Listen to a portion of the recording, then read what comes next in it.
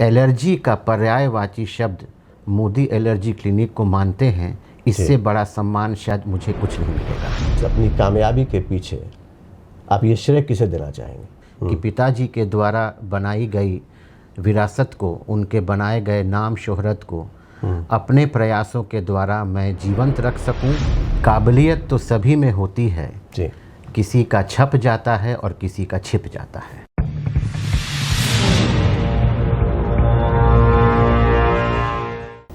नमस्कार, outlook initiative के इस खास कार्यक्रम खास मुलाकात में आप तमाम दर्शकों का बहुत बहुत स्वागत है और मैं हूं दिनेश आनंद। आप सभी जानते हैं कि आउटलुक ग्रुप पिछले कई सालों से अपनी कई पत्रिकाओं का सफलतापूर्वक प्रकाशन करता आ रहा है, जिनमें आउटलुक हिंदी, आउटलुक इंग्लिश जो ग्रुप की नेशनल न्यूज़ मैगजीन है, इसके अलावा outlook business, outlook money, outlook traveller, outlook splurge और इन तमाम पत्रिकाओं को आप तमाम पाठकों का वर्षों से प्यार, सहयोग, समर्थन मिलता रहा है। इसके लिए हम आप सभी का आभार व्यक्त करते हैं। पिछले कुछ सालों में सोशल मीडिया की बढ़ती ताकत से इनकार नहीं किया जा सकता। देश दुनिया के लाखों कार्यक्रम आज इन प्लेटफॉर्म्स पे सफलतापूर्वक संचालित हो रहे हैं और इसको देखते हुए आउटलुक ग्रुप ने सोशल मीडिया प्लेटफॉर्म पे कदम रखने का मन बनाया है। तो आइए आज के अपने विशेष मेहमान से हम आपका परिचय करवा दें। बिहार के जाने माने एलर्जोलॉजिस्ट यानी एलर्जी रोग विशेषज्ञ और आउटलुक ग्रुप द्वारा आइकन्स ऑफ बिहार अवार्ड से सम्मानित डॉक्टर गौतम मोदी। डॉक्टर साहब, आपका इस हमारे कार्यक्रम में बहुत बहुत स्वागत है। नमस्कार। कहते हैं डॉक्टर साहब कि बिहार झारखंड में आपके स्वर्गीय पिता रामकृष्ण मोदी, एलर्जी जो आपका विषय है, तो उसके वो अकेले ही चिकित्सक हुआ करते थे और अब आप बिहार झारखंड के अकेले डॉक्टर हैं इस विषय के। अभी हाल ही में लाइनर बिहार करंट अफेयर्स नामक पुस्तक में एक ऑब्जेक्टिव प्रश्न डॉक्टर गौतम मोदी को लेकर भी है। इसके बारे में हमारे दर्शक आपसे जानना चाहेंगे। धन्यवाद दिनेश जी आपका एवं आउटलुक मैगज़ीन का, जिन्होंने इस खास शो, खास मुलाकात में मुझे आमंत्रित किया। बहुत शुक्रिया। मेरी शुभकामनाएं आप लोगों के साथ है जी। कि आपका भी ये शो एक दिन बुलंदियों को छुए। धन्यवाद। ये बिल्कुल सही है कि 1978 में मेरे स्वर्गीय पिताजी डॉक्टर रामकृष्ण मोदी ने मोदी एलर्जी क्लिनिक की स्थापना की थी और तब से आज तक 40 वर्षों से भी अधिक समय बीत चुका है। बिहार, झारखंड एवं बहुत हद तक नॉर्थ ईस्टर्न स्टेट्स, बंगाल तक में ये एक ज़माने में एलर्जी का मानक केंद्र हुआ करता था, एकमात्र। और आज भी बिहार और झारखंड में एलर्जी के संपूर्ण उपचार एवं निदान का ये एकमात्र केंद्र माना जाता है। हमारे यहाँ एलर्जी से संबंधित सभी प्रकारों की उचित जांच एवं उसके बाद जो उनका उपचार किया जाता है उसकी व्यवस्था उपलब्ध है। जी। पिताजी के बाद मैंने इस प्रथा को अपनाया है और आज उन्हीं के आशीर्वाद से मैं मोदी एलर्जी क्लिनिक को सुचारू रूप से चला पा रहा हूँ। डॉक्टर मोदी, विभिन्न प्रकार की एलर्जी से आज हमारा पूरी दुनिया परेशान है और ख़ास करके भारत में और आपका जो राज्य बिहार है, यहाँ पर एलर्जी के जो रोगी हैं वो लगातार तेज़ी से बढ़ रहे हैं। तो हम आपसे यह जानना चाहेंगे कि मेडिकल साइंस में इस एलर्जी का कोई समाधान है या नहीं, और इसके कारण, उपचार और पर बात करना चाहेंगे। एलर्जी की जानकारी हम लोगों को, मानव जाति को 1906 से पता चलता है। वॉन पिरक्विट नामक एक वैज्ञानिक ने इसकी जांच की थी, जब उन्होंने देखा था कि एक ख़ास मौसम में, जब पतझड़ का मौसम आता है, जहां फूलों के पराग ज़्यादा होते हैं, वहां पर लोगों को सर्दी, खांसी, छींकें आना वगैरह होती थी। तब से हम निरंतर रूप से इस विषय पर कार्य करते आ रहे हैं और जितने भी वातावरण में हमारे पदार्थ उपलब्ध होते हैं, जैसे फूल के पराग हैं, धूल कण हैं, फफूंदी है, इनके प्रति जब हमारे शरीर की प्रत्युर्जता बढ़ जाती है, यानी कि रिएक्शंस बढ़ जाते हैं, उस परिस्थिति को हम एलर्जी कहते हैं। एलर्जी एक अवस्था है जहाँ पर सामान्य रूप से जिन चीज़ों के प्रति शरीर प्रतिक्रिया नहीं देती है, उनके प्रति भी प्रतिक्रिया देनी शुरू कर देती है। बहुत तरह की परिस्थितियाँ होती हैं, जैसे एलर्जिक राइनाइटिस, नाक की एलर्जी, सर्दी, जुकाम, सांस लेने में दिक्कत जैसे ब्रोंकियल अस्थमा कहते हैं, त्वचा संबंधी एलर्जी इत्यादि, और इसकी समुचित दवाइयाँ आज हमारे पास उपलब्ध हैं। एलर्जी के उपचार की जो बात आपने की, उस विषय में मैं यही कहना चाहूँगा कि एलर्जन इम्यूनोथेरेपी या इम्यूनोथेरेपी एक ऐसी पद्धति है जिसमें काफ़ी हद तक एलर्जी का सटीक इलाज संभव है, जिसमें एलर्जी टेस्ट के द्वारा सबसे पहले उन कारणों का पता लगाया जाता है जिनसे आप प्रभावित हो रहे हैं, पीड़ित हैं, और उसके बाद उन्हीं कारणों को एक मिश्रित रूप से आपके शरीर में दिया जाता है जिसे इम्यूनोथेरेपी कहते हैं, और धीरे धीरे समय के साथ आपकी संवेदनशीलता कम होती जाती है। जी डॉक्टर मोदी, इसमें संदेह नहीं कि हाल के वर्षों में आप अपने काम को लेकर लोगों के सामने रहे हैं और आपकी शोहरत भी काफ़ी बढ़ी है, और देश के कई प्रतिष्ठित मीडिया घराने हैं जिन्होंने आपको अपने राज्य से लेकर दूसरे राज्यों तक, मतलब दिल्ली, मुंबई तक आपको सम्मानित भी किया है। 2018 में आउटलुक ग्रुप का एक बहुत बड़ा कार्यक्रम पटना में आयोजित हुआ था, आइकन्स ऑफ बिहार, और हमारे आउटलुक ग्रुप ने भी आपका उसमें सिलेक्शन किया था और आपको मंच पर हम लोगों ने सम्मानित भी किया था। इसके अलावा 2019 में भी जब आउटलुक ग्रुप ने पटना में एक दूसरा कार्यक्रम कराया और उसमें फिल्म अभिनेता मनोज वाजपेयी हमारे मुख्य अतिथि थे, उसमें भी हमारे आउटलुक ग्रुप ने आपको उस मंच पर सम्मानित किया। कैसा लगता है जब काम को सराहा जाता है? और इससे जुड़ा एक महत्वपूर्ण सवाल कि इस अपनी कामयाबी के पीछे आप ये श्रेय किसे देना चाहेंगे? बहुत धन्यवाद दिनेश जी, दोबारा आपका। जी। जहाँ तक शोहरत और जहाँ तक की काबिलियत या जहाँ तक कि सम्मान का सवाल है जी, मैं इस बात को दोहराने में गर्व महसूस करता हूँ कि सफ़र की शुरुआत तो आप ही के द्वारा, आपसे ही और आउटलुक मैगज़ीन के मंच से हुई थी। Thank you. मेरा ये मानना है कि काबिलियत तो सभी में होती है जी। किसी का छप जाता है और किसी का छिप जाता है। बिल्कुल। तो मेरा ये प्रयास रहा कि इतना सामान्य शब्द हो चुका है आजकल एलर्जी, सभी लोग जानते हैं, सभी लोग उससे कहीं ना कहीं से पीड़ित हैं, पर वो उचित जगह, उचित व्यक्ति और उचित चिकित्सा पद्धति के पास पहुंच नहीं पा रहे थे। सम्मान समारोह, जानकारी देना या किसी प्रकार से आपका जो आर्टिकल है वो विभिन्न पत्रिकाओं में छपना, इन सब से एक बहुत ही सुखद अनुभूति होती है कि जो प्रयास हम लोग कर रहे हैं, वर्षों से पिताजी ने किया, आज मैं उसको कर रहा हूँ कि बिहार राज्य में बिहार वासियों को एलर्जी से संपूर्ण निदान हेतु हम प्रयास कर रहे हैं। आज उसको सराहा जाता है, उसको सम्मान की दृष्टि से देखा जाता है, और आज लोग एलर्जी का पर्यायवाची शब्द मोदी एलर्जी क्लिनिक को मानते हैं। इससे बड़ा सम्मान शायद मुझे कुछ नहीं मिलेगा। बिल्कुल। जहाँ तक प्रेरणा का सवाल है तो मेरा प्रयास यही रहता है कि पिताजी के द्वारा बनाई गई विरासत को, उनके बनाए गए नाम शोहरत को अपने प्रयासों के द्वारा मैं जीवंत रख सकूं, उसे और आगे बढ़ा सकूं और अधिक से अधिक लोगों की सेवा कर सकूं, और एक एंटी एलर्जिक के रूप में आप कह सकते हैं कि उनके जीवन में मैं उतर सकूं ताकि वो एक निरोग जीवन जी सके। बहुत खूब।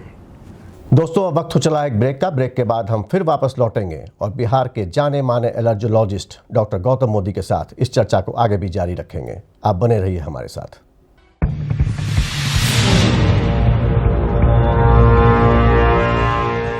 कुछ घड़ियां तो केवल वक्त ही बताती हैं, तो कुछ घड़ियां इंसान को उसका वक्त। बदलते वक्त के साथ जो बिना हारे, बिना थके निरंतर चलता जाता है, उसे तो मिल जाती है मंजिल, और मंजिलों पर पहुंचने वाले चंद खास शख्सियतों से अब हम करवाएंगे आपकी मुलाकात।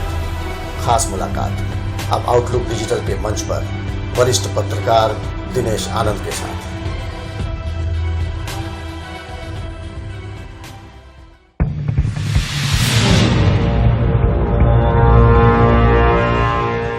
ब्रेक के बाद आप तमाम दर्शकों का एक बार फिर से बहुत बहुत स्वागत है और आज हम बात कर रहे हैं बिहार के जाने माने एलर्जी रोग विशेषज्ञ डॉक्टर गौतम मोदी के साथ। डॉक्टर मोदी, आपके पिता स्वर्गीय रामकृष्ण मोदी राज्य के जाने माने एलर्जोलॉजिस्ट थे। आपकी माँ जानी मानी प्रसूति एवं स्त्री रोग विशेषज्ञ हैं, लेकिन आपने एलर्जी विषय को ही क्यों चुना?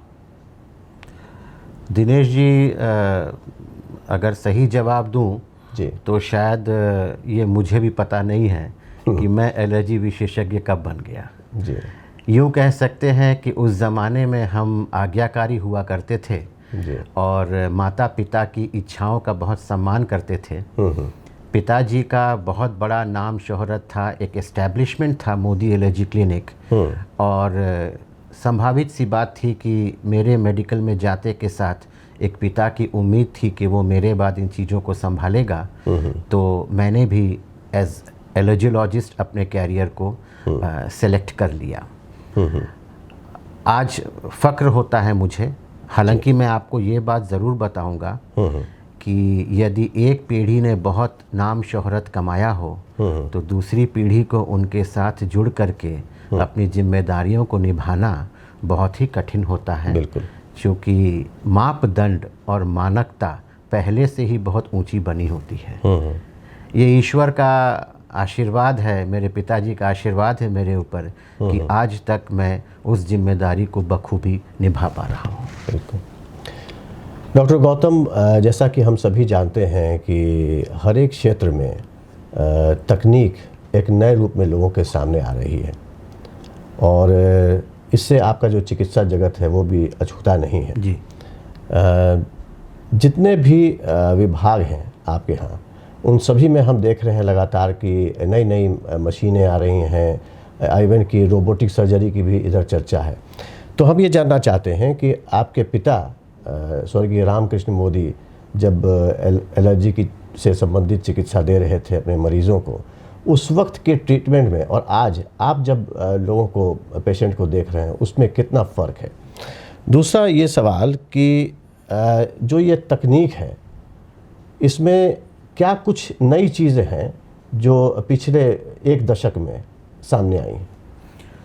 बहुत बहुत धन्यवाद दिनेश जी इस सवाल को पूछने का, चूँकि मुझे लगता है कि हमारी इस खास मुलाकात की ये सबसे खास पहलू रहेगी जो हमारे तमाम दर्शक इस चीज़ को समझ पाएंगे कि एलर्जी में भी कितनी बढ़ोतरी और कितनी एडवांसमेंट्स हुए हैं। जी।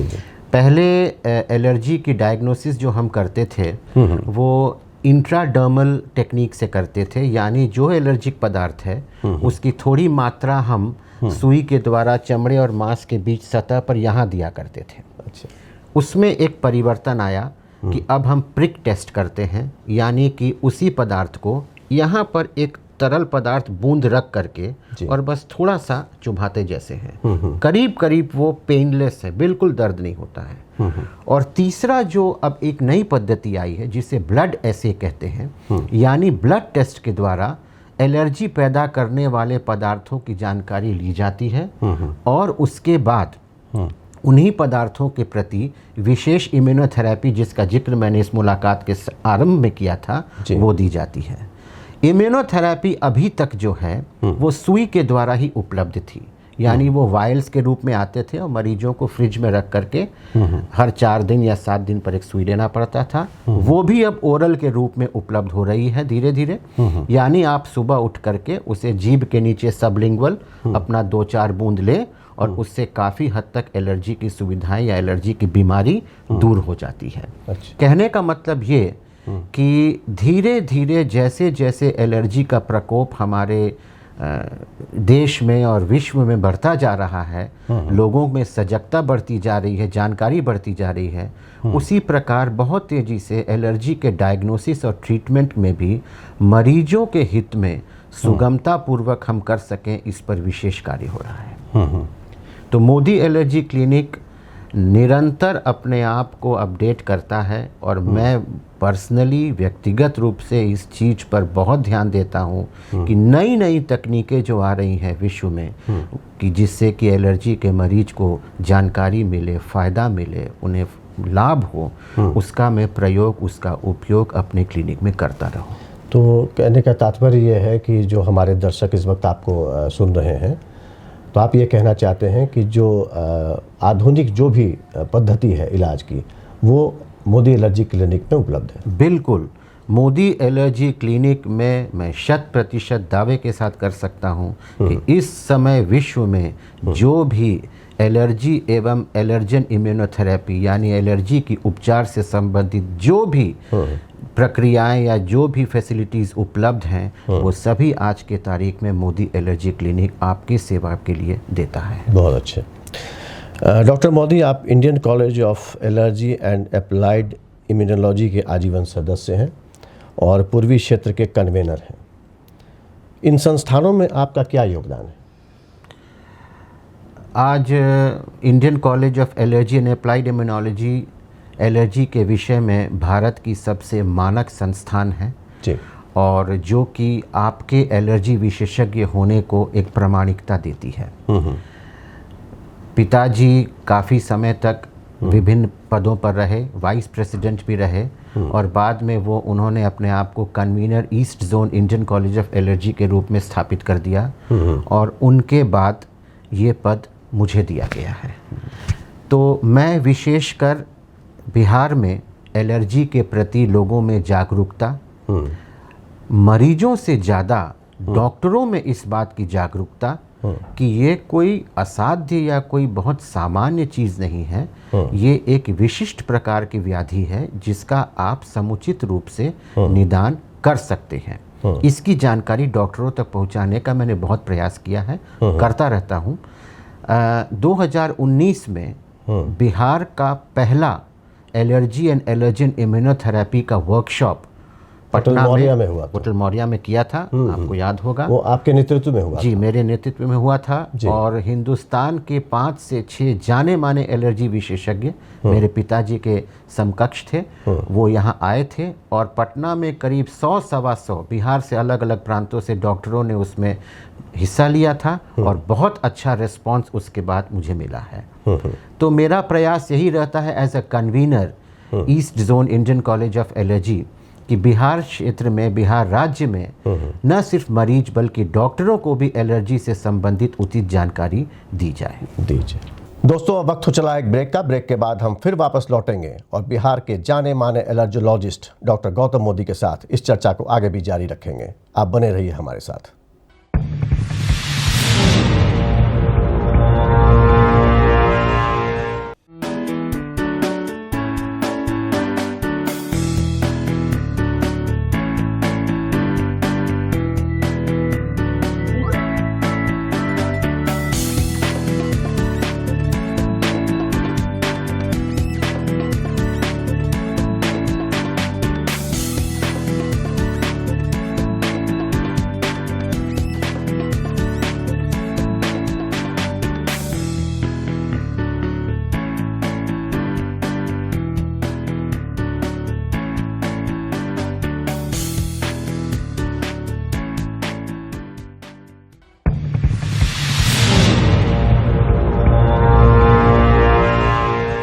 ब्रेक के बाद आप तमाम दर्शकों का एक बार फिर से बहुत बहुत स्वागत है और आज हम बात कर रहे हैं बिहार के जाने माने एलर्जी रोग विशेषज्ञ डॉक्टर गौतम मोदी के साथ।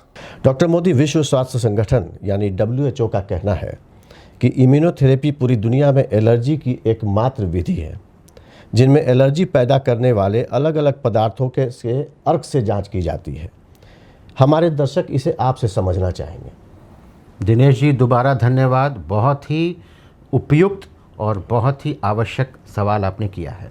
एलर्जी एक ऐसी परिस्थिति है जिसमें वातावरण में उपलब्ध जितने भी तरह के पदार्थ हैं, जैसे फूल के पराग हैं, धूल कण हैं, फफूंदी है, खाने पीने की चीज़ें हैं, उनके प्रति आपकी शरीर प्रतिक्रिया देती है।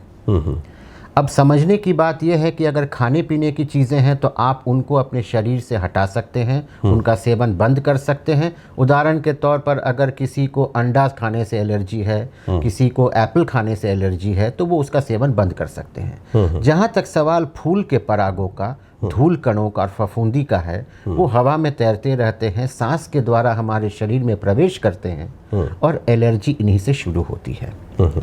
इन पदार्थों का जो जांच किया जाता है, जिस तरीके से पता लगाया जाता है कि किन से एलर्जी हो रही है, उस विधि को एलर्जी टेस्ट कहते हैं। एलर्जी टेस्ट से पता चलने के बाद कि वो कौन कौन से फूल कण हैं, कौन कौन से धूल कण हैं, कौन कौन से फफूंदी हैं जिनके प्रवेश आपके द्वारा शरीर में होने से आपको एलर्जी होती है, उस विशेष चीज़ों की जब अर्क बन के आती है और आपके शरीर में धीरे धीरे वो प्रवेश कराया जाता है एक वैज्ञानिक विधिवत तरीके से, उसे हम इम्यूनोथेरेपी कहते हैं। और इम्यूनोथेरेपी वो परिस्थिति है या वो विधि है, इसे कह सकते हैं, जिससे धीरे धीरे वही पदार्थ जिनके प्रति आपकी असहिष्णुता थी या आपका शरीर प्रतिक्रिया देता था, रिएक्शन देता था, समय के साथ 6 महीने में आप महसूस करते हैं कि आपने उनको टॉलरेट करना या बर्दाश्त करना सीख लिया। और असर कैसे पता चलता है कि जो एंटी एलर्जिक दवाई की आपको इस्तेमाल रोज़ करने की आवश्यकता पड़ती थी, इन्हेलर रोज़ लेने की आवश्यकता पड़ती थी, उसमें धीरे धीरे क्रमशः गैप आता जाता है, दवाई की खपत घट जाती है और अंततः मरीज का जो जीवन शैली है या जीवन प्रक्रिया है वो और बेहतर हो जाता है। तो एलर्जी टेस्ट एवं एलर्जन इम्यूनोथेरेपी इसी को कहते हैं। और विश्व स्वास्थ्य संगठन ने स्पष्ट रूप से अपने पोजीशन पेपर में ये कहा है कि allergen immunotherapy is the only treatment for any allergic disorder. बिल्कुल। और ये सारी सुविधाएं फिर से दर्शकों को बता दूं कि मोदी एलर्जी क्लिनिक में वर्ल्ड क्लास तौर पर उपलब्ध है। बहुत बढ़िया। डॉक्टर मोदी, आपको लोग मल्टी टैलेंटेड इंसान के तौर पर भी जानते हैं और जहाँ तक हमें पता है कि आपकी हिंदी, इंग्लिश और उर्दू ही नहीं बल्कि आप कन्नड़ और तेलुगु भाषा के भी जानकार हैं जी। इसके अलावा नाट्य साहित्य के प्रति भी आपका गहरा लगाव है। जी। इस सवाल का जवाब मैं 2 पंक्तियों में देना चाहूँगा। जी।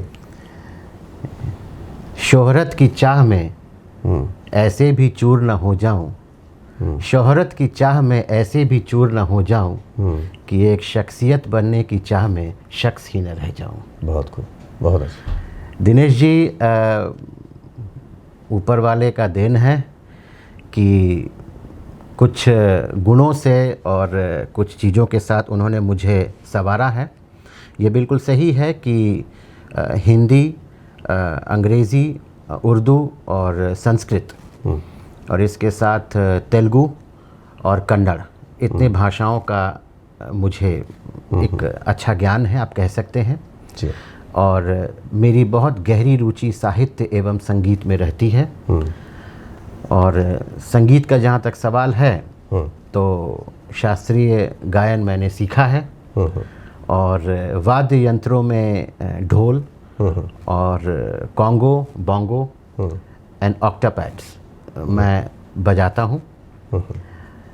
आप ही की तरह एक ज़माने में मैं एंकर हुआ करता था जी।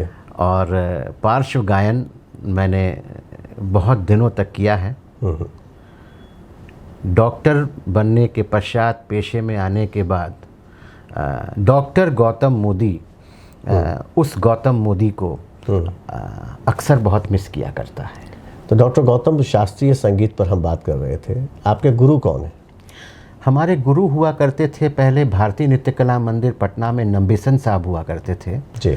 तो उनके अंतर्गत मैंने दक्षिण भारतीय कर्नाटक क्लासिकल म्यूज़िक की शिक्षा प्राप्त की 5 से 8 वर्षों तक।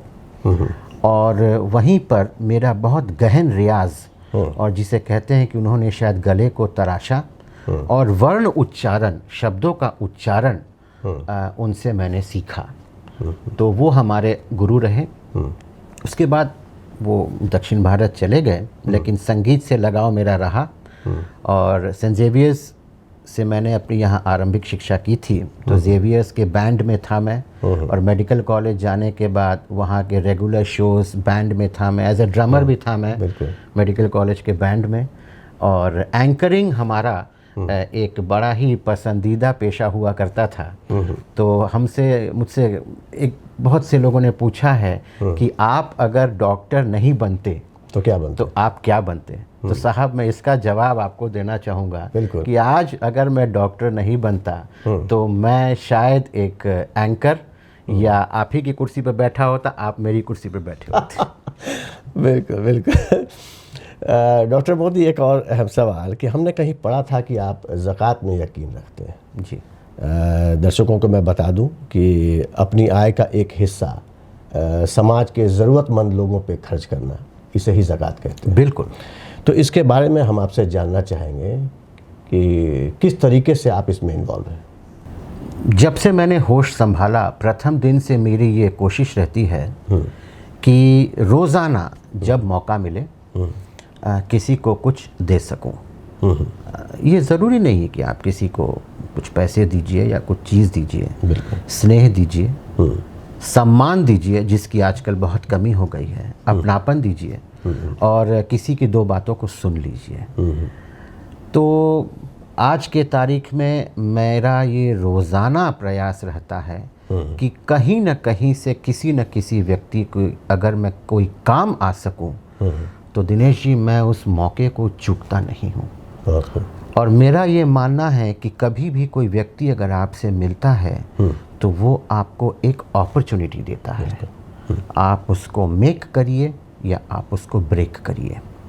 और ये चीज़ मैंने देखा है वर्षों से कि जितने भी कामयाब और जितने भी शिखर और बुलंदियों पर पहुँचे हुए व्यक्ति हैं वो सभी उसी 24 घंटे में तमाम उन लोगों से संपर्क कर पाते हैं जो उनसे मिलना चाहते हैं या पूछना चाहते हैं। वो कभी नहीं कहते कि वो बहुत बिजी हैं। आदर्श उदाहरण आज के डेट में भारतवर्ष के प्रधानमंत्री श्री नरेंद्र मोदी जी हैं। आप उनको मेल करिए और 24 घंटे के अंदर आपके मेल का जवाब मिल जाएगा। क्या अनुभूति होती है जब उनका जवाब हमें मिलता है। तो शायद मेरे मरीजों को, मुझे जानने वालों को भी वैसे ही एक सुखद अनुभूति होती होगी जब मैं उनके लिए कुछ कर पाता हूँ। ये मेरी दैनिक दिनचर्या में ज़कात का महत्व है। डॉक्टर मोदी, जैसा कि अभी आपने बताया कि संगीत के प्रति आपका गहरा लगाव है, तो हमारे दर्शकों को कुछ आप सुनाना चाहेंगे? दर्शकों को मैं आप ही के पसंदीदा गीत की 2 पंक्तियां सुनाना चाहता हूँ। ज़रूर। फिल्म शोर से। बिल्कुल। तू धार है नदिया की, मैं तेरा किनारा हूँ, तू मेरा सहारा है, मैं तेरा सहारा हूँ। 2 पल के जीवन से एक उम्र चुरानी है, जिंदगी और कुछ भी नहीं, तेरी मेरी कहानी है। धन्यवाद। धन्यवाद। दर्शकों, अभी आप सुन रहे थे डॉक्टर गौतम मोदी को। ये एक न केवल सफल चिकित्सक हैं बल्कि इन्होंने अपना एक दूसरा रूप भी अभी आपके सामने पेश किया है। एक आखिरी सवाल। जी बिल्कुल। डॉक्टर गौतम मोदी के परिवार में कौन कौन है? मेरे परिवार में मेरी माता जी हैं, बहुत ही प्रख्यात स्त्री रोग विशेषज्ञ हैं, डॉक्टर प्रमिला मोदी। मेरी पत्नी डॉक्टर चारू मोदी। बहुत हद तक उन्हें मैं अपना मेंटर भी मानता हूँ कि आज मैं जीवन के जिस मुकाम पर हूँ उसमें बहुत बड़ा योगदान माता पिता के बाद मेरी पत्नी का है। आपकी पत्नी स्त्री रोग विशेषज्ञ? जी, मेरी पत्नी स्त्री रोग विशेषज्ञ हैं। मेरा बेटा मास्टर चिन्मय मोदी। और जब बेटे का जिक्र आया तो मैं अक्सर अपने बेटे से कहता हूँ कि अब इच्छा यही है कि जीवन में एक दिन आए कि लोग मुझसे भी पूछें कि आप ही चिन्मय के पापा हैं क्या। बहुत खूब, बहुत अच्छे। जी, छोटा सा परिवार है, सभी अपनी अपनी जगह व्यवस्थित हैं। जी, माता रानी का आशीर्वाद है कि हम सभी कुछ न कुछ समाज के लिए, देश के लिए कर पा रहे हैं। बहुत धन्यवाद। दोस्तों, अब हमारे कार्यक्रम की समाप्ति का वक्त हो चला है, लेकिन जाने से पहले मैं डॉक्टर गौतम मोदी के लिए एक शेर पढ़ना चाहूँगा कि कदम चूम लेगी खुद चल कर मंजिल, कदम चूम लेगी खुद चल कर मंजिल, मुसाफिर गर अपनी हिम्मत न हारे। उम्मीद करता हूँ आपको आज का हमारा यह कार्यक्रम पसंद आया होगा। अगर पसंद आया हो तो आप हमारे कार्यक्रम को लाइक करें, शेयर करें और हमारे चैनल को सब्सक्राइब करें। अगले एपिसोड में ऐसी ही किसी शख्सियत से हम फिर करवाएंगे आपकी मुलाकात। तब तक के लिए नमस्कार।